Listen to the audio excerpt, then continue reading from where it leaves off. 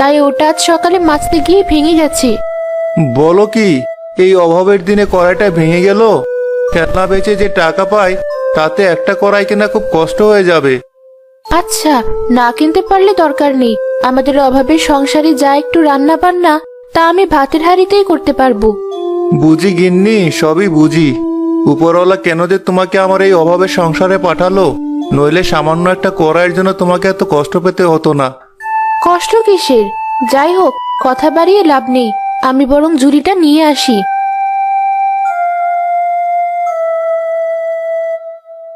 এই ধরো তোমার খেলনার ঝুড়ি। মন খারাপ করো না, দেখো আজ তোমার সব খেলনা বিক্রি হয়ে যাবে। কি জানি গিন্নি, রোজই তো এই একটা আশায় বাইরে যাই। আসলে এখন সব দামি দামি খেলনার ভিড়ে কেউ আর এসব খেলনা কিনতে চায় না। যাই হোক, আমি তাহলে আসি। খেলনা নেবে? খেলনা অনেক রকম খেলনা আছে, নয় এসব ফেলনা। খেলনা নেবে? খেলনা।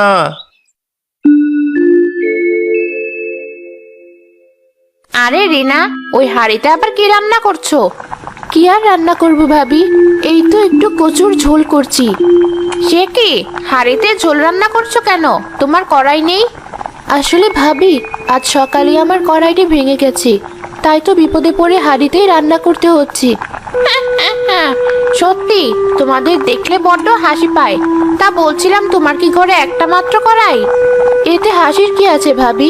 সবাই তো আর আপনাদের মতো বড়লোক না যে তাদের অনেকগুলো কড়াই থাকবে।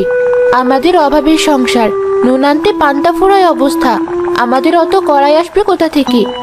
রাগ করছো কেন? আমি তো তোমার সাথে একটু মশকরা করলাম। মনে হচ্ছে সেটাও করা যাবে না। কাদের ভাই তো খেলনা বিক্রি করে, তার থেকে একটা খেলনা কড়াই নিলেও তো পারতে। কারো দুর্বলতা দেখে হাসতে নেই ভাবি।